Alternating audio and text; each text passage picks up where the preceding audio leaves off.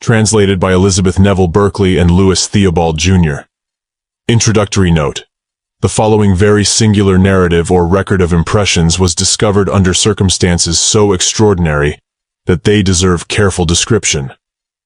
On the evening of Wednesday, August 27, 1913, at about 8:30 o'clock, the population of the small seaside village of Potawatomi, Maine, USA, was aroused by a thunderous report accompanied by a blinding flash, and persons near the shore beheld a mammoth ball of fire dart from the heavens into the sea but a short distance out, sending up a prodigious column of water. The following Sunday, a fishing party composed of John Richmond, Peter B. Carr, and Simon Canfield caught in their trawl and dragged ashore a mass of metallic rock weighing 360 pounds and looking, as Mr. Canfield said, like a piece of slag. Most of the inhabitants agreed that this heavy body was none other than the fireball which had fallen from the sky 4 days before. And Dr. Richmond M. Jones, the local scientific authority, allowed that it must be an aerolite or meteoric stone. In chipping off specimens to send to an expert Boston analyst, Dr. Jones discovered embedded in the semi-metallic mass the strange book containing the ensuing tale, which is still in his possession. In form, the discovery resembles an ordinary notebook, about 5 × 3 inches in size and containing 30 leaves. In material, however, it presents marked peculiarities. The covers are apparently of some dark stony substance unknown to geologists and unbreakable by any mechanical means. No chemical reagent seems to act upon them. The leaves are much the same, save that they are lighter in color, and so infinitely thin as to be quite flexible. The whole is bound by some process not very clear to those who have observed it, a process involving the adhesion of the leaf substance to the cover substance. These substances cannot now be separated, nor can the leaves be torn by any amount of force. The writing is Greek of the purest classical quality, and several students of paleography declare that the characters are in a cursive hand used about the 2nd century BC. There is little in the text to determine the date. The mechanical mode of writing cannot be deduced beyond the fact that it must have resembled that of the modern slate and slate pencil. During the course of analytical efforts made by the late Professor Chambers of Harvard, several pages, mostly at the conclusion of the narrative, were blurred to the point of utter effacement before being read, a circumstance forming a well-nigh irreparable loss. What remains of the contents was done into modern Greek letters by the paleographer Rutherford, and in this form submitted to the translators. Professor Mayfield of the Massachusetts Institute of Technology, who examined samples of the strange stone, declares it a true meteorite, an opinion in which Dr. von Winterfeldt of Heidelberg, interned in 1918 as a dangerous enemy alien, does not concur. Professor Bradley of Columbia College adopts a less dogmatic ground, pointing out that certain utterly unknown ingredients are present in large quantities, and warning that no classification is as yet possible. The presence, nature, and message of the strange book form so momentous a problem that no explanation can even be attempted. The text, as far as preserved, is here rendered as literally as our language permits, in the hope that some reader may eventually hit upon an interpretation and solve one of the greatest scientific mysteries of recent years. The story. It was a narrow place and I was alone. On one side, beyond a margin of vivid waving green, was the sea, blue, bright and billowy, and sending up vaporous exhalations which intoxicated me. So profuse, indeed, were these exhalations that they gave me an odd impression of a coalescence of sea and sky, for the heavens were likewise bright and blue. On the other side was the forest, ancient almost as the sea itself, and stretching infinitely inland.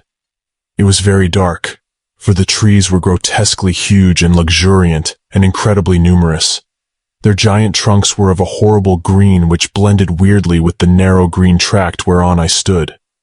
At some distance away, on either side of me, the strange forest extended down to the water's edge, obliterating the shoreline and completely hemming in the narrow tract. Some of the trees, I observed, stood in the water itself, as though impatient of any barrier to their progress. I saw no living thing, nor sign that any living thing save myself had ever existed. The sea and the sky and the wood encircled me, and reached off into regions beyond my imagination. Nor was there any sound save of the wind-tossed wood and of the sea. As I stood in this silent place, I suddenly commenced to tremble. For though I knew not how I came there, and could scarce remember what my name and rank had been, I felt that I should go mad if I could understand what lurked about me. I recalled things I had learned, things I had dreamed, things I had imagined and yearned for in some other distant life. I thought of long nights when I had gazed up at the stars of heaven and cursed the gods that my free soul could not traverse the vast abysses which were inaccessible to my body. I conjured up ancient blasphemies and terrible delvings into the papyri of Democritus. But as memories appeared, I shuddered in deeper fear, for I knew that I was alone, horribly alone. Alone, yet close to sentient impulses of vast, vague kind, which I prayed never to comprehend nor encounter. In the voice of the swaying green branches I fancied I could detect a kind of malignant hatred and demoniac triumph. Sometimes they struck me as being in horrible colloquy with ghastly and unthinkable things which the scaly green bodies of the trees half hid from sight, but not from consciousness. The most oppressive of my sensations was a sinister feeling of alienage. Though I saw about me objects which I could name, trees, grass, sea, and sky, I felt that their relation to me was not the same as that of the trees, grass, sea, and sky I knew in another and dimly remembered life.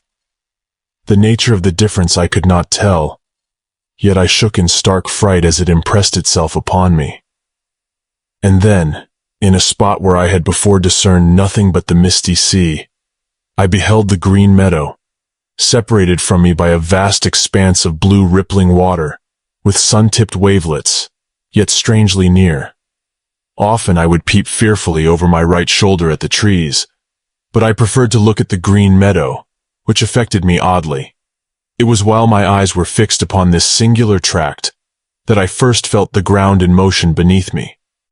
Beginning with a kind of throbbing agitation which held a fiendish suggestion of conscious action, the bit of bank on which I stood detached itself from the grassy shore and commenced to float away. Borne slowly onward, as if by some current of resistless force. I did not move, astonished and startled as I was by the unprecedented phenomenon, but stood rigidly still until a wide lane of water yawned betwixt me and the land of trees. Then I sat down in a sort of daze, and again looked at the sun-tipped water and the Green Meadow. Behind me the trees and the things they may have been hiding seemed to radiate infinite menace. This I knew without turning to view them. For as I grew more used to the scene, I became less and less dependent upon the five senses that once had been my sole reliance. I knew the green scaly forest hated me, yet now I was safe from it, for my bit of bank had drifted far from the shore. But though one peril was past, another loomed up before me. Pieces of earth were constantly crumbling from the floating isle which held me, so that death could not be far distant in any event. Yet even then I seemed to sense that death would be death to me no more, for I turned again to watch the Green Meadow, imbued with a curious feeling of security, in strange contrast to my general horror. Then it was that I heard, at a distance immeasurable, the sound of falling water. Not that of any trivial cascade such as I had known, but that which might be heard in the far Scythian lands if all the Mediterranean were poured down an unfathomable abyss. It was toward this sound that my shrinking island was drifting, yet I was content. Far in the rear were happening weird and terrible things, things which I turned to view, yet shivered to behold. For in the sky dark vaporous forms hovered fantastically, brooding over trees and seeming to answer the challenge of the waving green branches. Then a thick mist arose from the sea to join the sky forms, and the shore was erased from my sight. Though the sun, what sun I knew not, shone brightly on the water around me, the land I had left seemed involved in a demoniac tempest where clashed the will of the hellish trees and what they hid, with that of the sky and the sea. And when the mist vanished, I saw only the blue sky and the blue sea, for the land and the trees were no more. It was at this point that my attention was arrested by the singing in the Green Meadow.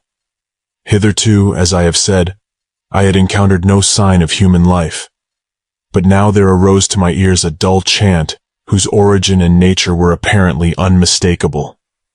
While the words were utterly undistinguishable, the chant awaked in me a peculiar train of associations, and I was reminded of some vaguely disquieting lines I had once translated out of an Egyptian book, which in turn were taken from a papyrus of ancient Meroe. Through my brain ran lines that I fear to repeat, lines telling of very antique things and forms of life in the days when our earth was exceeding young, of things which thought and moved and were alive, yet which gods and men would not consider alive. It was a strange book. As I listened, I became gradually conscious of a circumstance which had before puzzled me only subconsciously. At no time had my sight distinguished any definite objects in the Green Meadow, an impression of vivid homogeneous verdure being the sum total of my perception. Now, however, I saw that the current would cause my island to pass the shore at but a little distance, so that I might learn more of the land and of the singing thereon. My curiosity to behold the singers had mounted high, though it was mingled with apprehension. Bits of sod continued to break away from the tiny tract which carried me, but I heeded not their loss, for I felt that I was not to die with the body, or appearance of a body, which I seemed to possess, that everything about me, even life and death, was illusory, that I had overleaped the bounds of mortality and corporeal entity, becoming a free, detached thing, impressed me as almost certain. Of my location I knew nothing, save that I felt I could not be on the Earth planet once so familiar to me. My sensations, apart from a kind of haunting terror, were those of a traveler just embarked upon an unending voyage of discovery. For a moment I thought of the lands and persons I had left behind, and of strange ways whereby I might someday tell them of my adventurings, even though I might never return. I had now floated very near the Green Meadow, so that the voices were clear and distinct, but though I knew many languages, I could not quite interpret the words of the chanting. Familiar they indeed were, as I had subtly felt when at a greater distance, but beyond a sensation of vague and awesome remembrance, I could make nothing of them. A most extraordinary quality in the voices, a quality which I cannot describe, at once frightened and fascinated me. My eyes could now discern several things amidst the omnipresent verdure: rocks covered with bright green moss, shrubs of considerable height, and less definable shapes of great magnitude which seemed to move or vibrate amidst the shrubbery in a peculiar way. The chanting, whose authors I was so anxious to glimpse, seemed loudest at points where these shapes were most numerous and most vigorously in motion. And then, as my island drifted closer and the sound of the distant waterfall grew louder, I saw clearly the source of the chanting, and in one horrible instant remembered everything. Of such things I cannot, dare not tell, for therein was revealed the hideous solution of all which had puzzled me, and that solution would drive you mad, even as it almost drove me. I knew now the change through which I had passed, and through which certain others who once were men had passed, and I knew the endless cycle of the future which none like me may escape. I shall live forever, be conscious forever, though my soul cries out to the gods for the boon of death and oblivion. All is before me. Beyond the deafening torrent lies the land of Stethalos, where young men are infinitely old. The Green Meadow. I will send a message across the horrible, immeasurable abyss. At this point the text becomes illegible.